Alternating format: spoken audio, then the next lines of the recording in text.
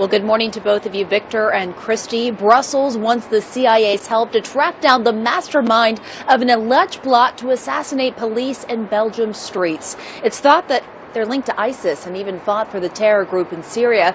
Armed troops are patrolling the streets of Brussels this morning as we speak, and this follows sweeping terror raids in Belgium, France, and Germany. More than 24 people were detained in all three countries. But the threat is far from over. Just days after the deadly terror shootings in Paris, a Western intelligence source telling CNN as many as 20 sleeper cells, up to 180 terrorists could be poised to strike across much of Europe. We are covering this from all angles for you. Let's begin with Ivan Watson in Brussels, Belgium. Ivan, understand the security has stepped up there this morning.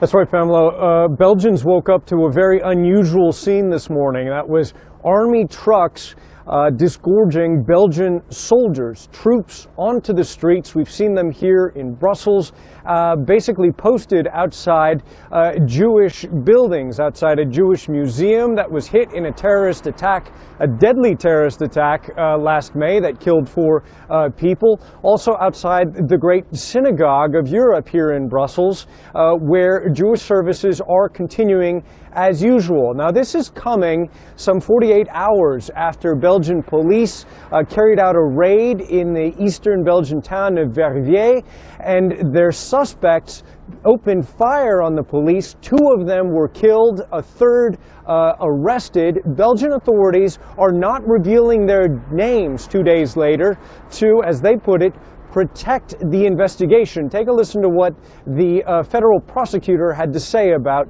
that raid and those suspects.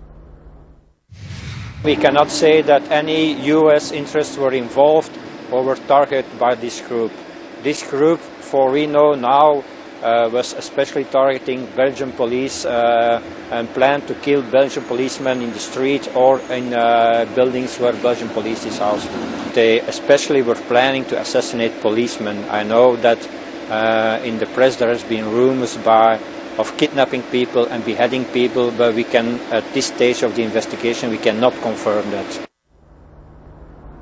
Chilling allegations there, Pamela, and even more so when you consider the fact that the Belgian police say that not only did they find a Kalashnikov assault rifles and explosives in the hands of those suspects, but they also found police uniforms which could have been used to infiltrate and do damage to the police. Now look, this is one of the army trucks, as you can see, armed soldiers there that are now patrolling the streets here of Brussels. We have reports that the army have also fanned out in Antwerp, in the Jewish diamond district of that city, as the Belgian authorities continue to try to hunt down some of these suspects. They're not revealing the names, but they do suspect that the men that were involved in that deadly raid had been to Syria. They do not believe that there are any links to the deadly Charlie Hebdo attack in Paris, where you are right now.